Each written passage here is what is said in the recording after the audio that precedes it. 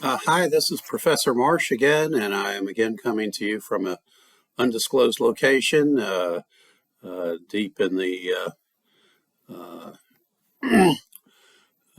hills and vales and at the lake in North Carolina. I am temporarily out of town and wanted to record a lecture that discusses the homework for Chapter 10 in our textbook. The first homework assignment was to do in exercise set A, question number 1. That's the Garrison Boutique problem. And it says that Garrison Boutique, a small novelty store, just spent $4,000 on a new software program that will help in organizing its inventory. Due to the steep learning curve required to use the new software, Garrison must decide between hiring 2 part-time college students or 1 full-time employee. Each college student would work 20 hours per week and would earn $15 per hour. The full-time employee would work 40 hours per week and would earn $15 per hour, plus the equivalent of $2 per hour in benefits. Employees are given 2 polo shirts to wear as the uniforms. The polo shirts cost Garrison $10 each. What are the relevant costs, relevant revenues, sunk costs, and opportunity costs for Garrison? Well, the relevant costs, this is exactly the same problem as the Carolina clusters problem that's in the material in the chapter. So you've got the 1 full-time employee versus the 2 part-time employees, and your relevant costs are that the full-time employees are going to cost you $2 an hour more in benefits, and the 2 part-time employees are going to cost you $20 more one time for polo shirts. The sunk costs are $4,000 for your software program.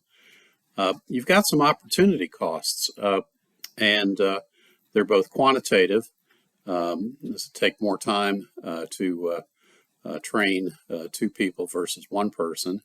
That could potentially cause some additional fixed costs.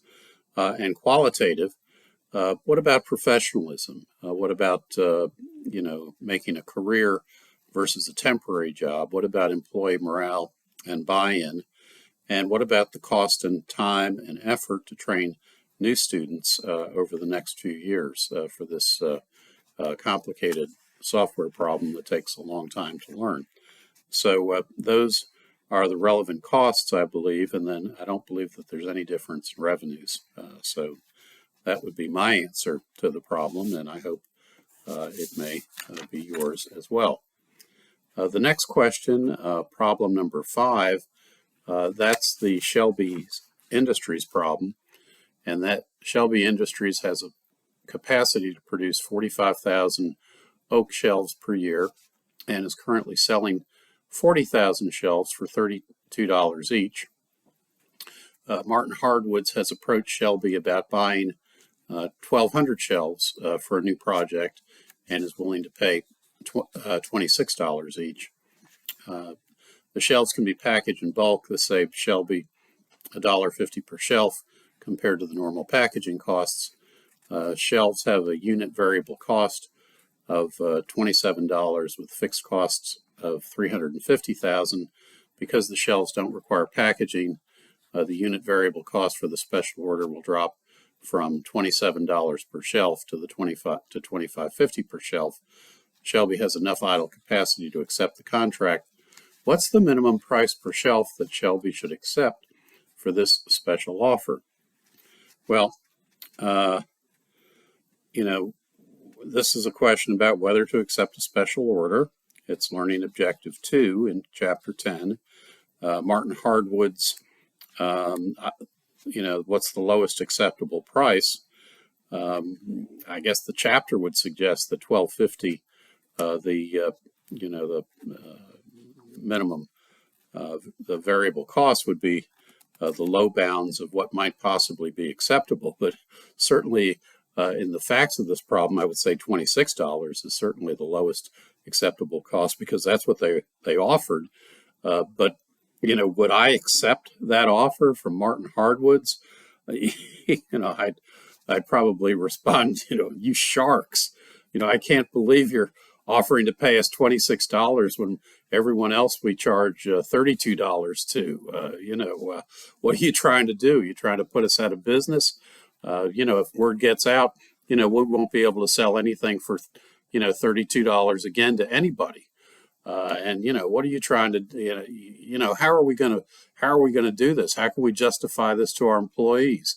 How can we, I mean, you're gonna make me slit my wrists. Okay, what are you going to do here? I mean, cut out my heart, throw my liver to the dogs. Can we do $30? How about $29.95?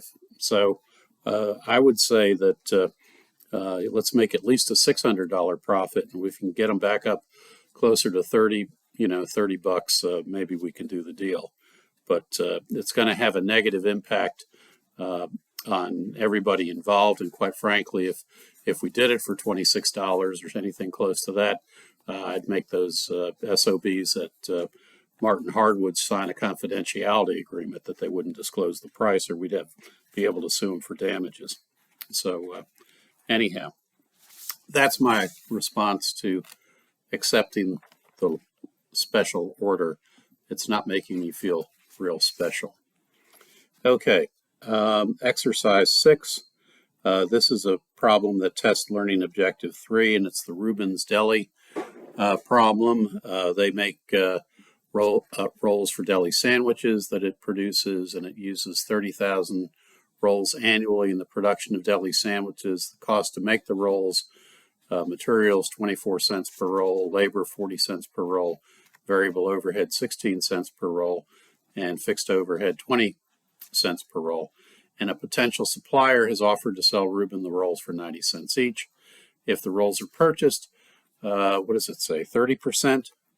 30%. Oh, I may have read that at 50%. 30% of the fixed overhead costs could be avoided. So let me correct that on my paper here, because I read that as 50 cents. I must have not had my contacts or my glasses on. So let me fix that. Let's see, 30% of 20 cents is 6 cents. That would be saved.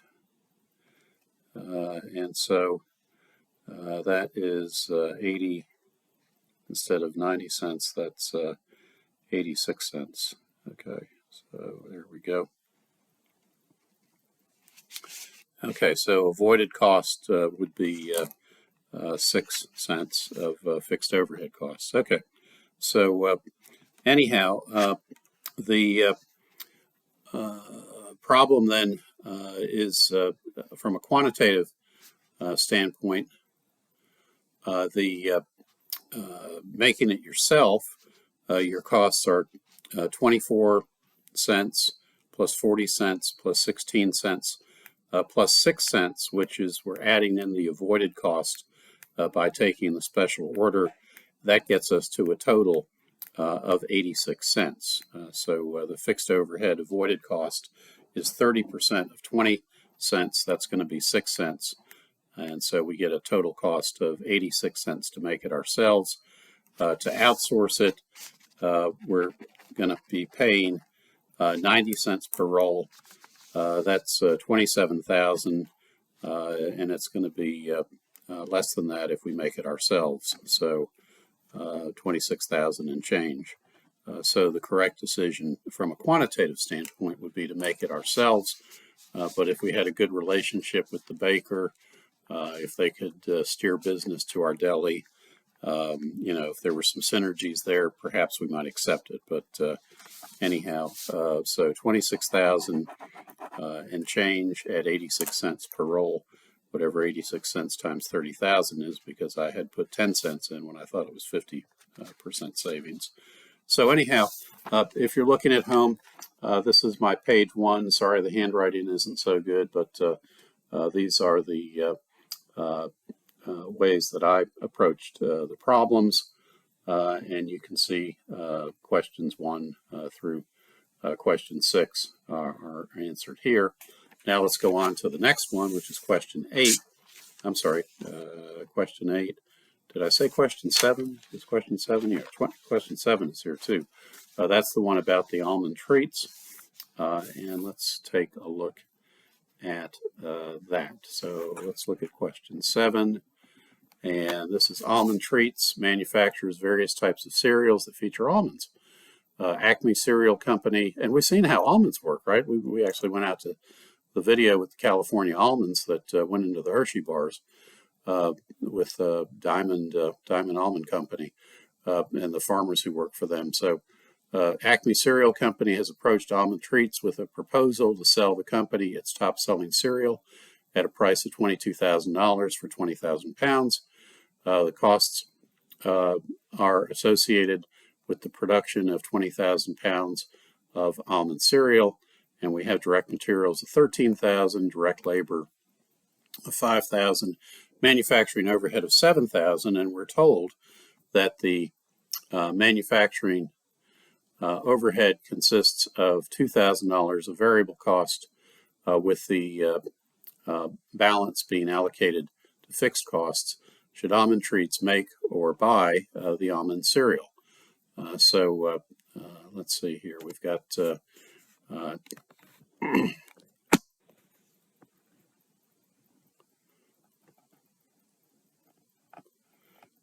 directly, if we make it ourselves, we've got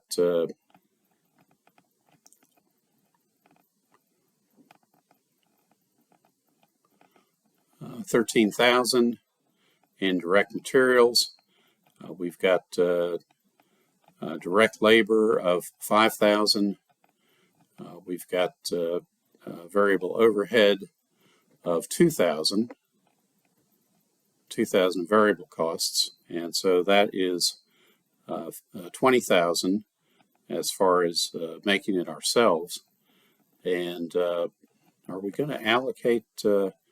We have half of our fixed overhead that we're going to avoid. It doesn't look like that's part of this problem. So if we're not avoiding any fixed overhead, then the decision is to make it ourselves.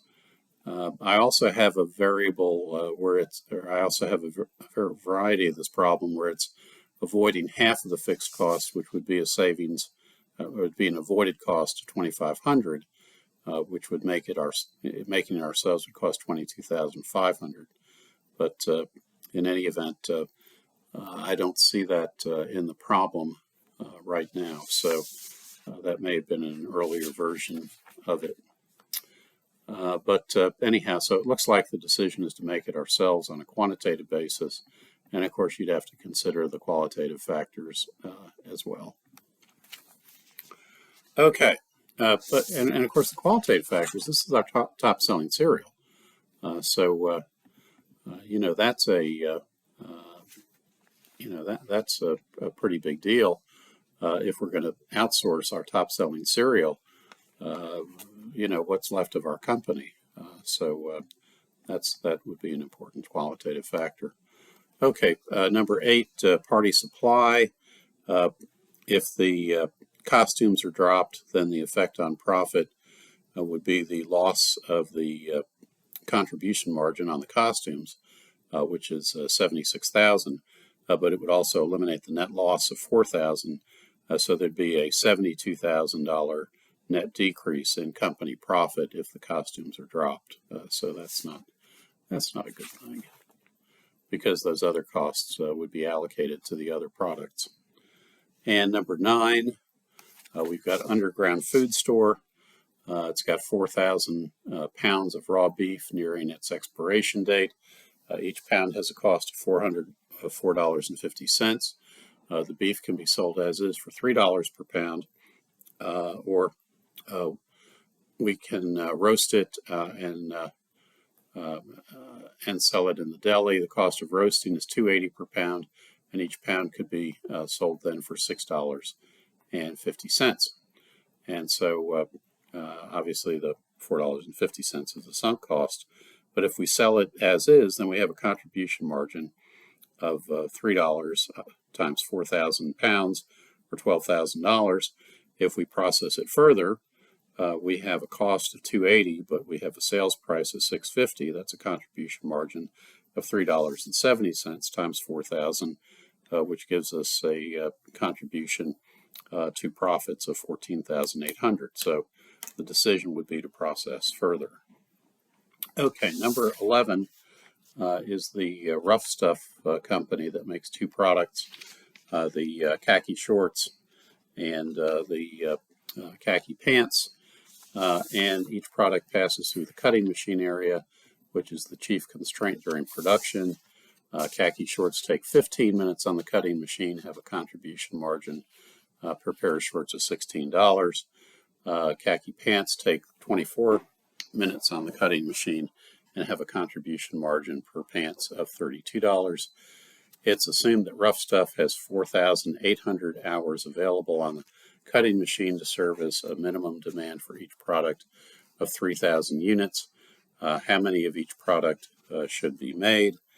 And so if we have 4,800 hours and we have 3,000 pair of pants, that has a, let's see, the pants have a contribution margin per hour of $80 per hour. So if we make all of those first, that is only going to take us to make those 3,000 pants, 1,200 hours for pants.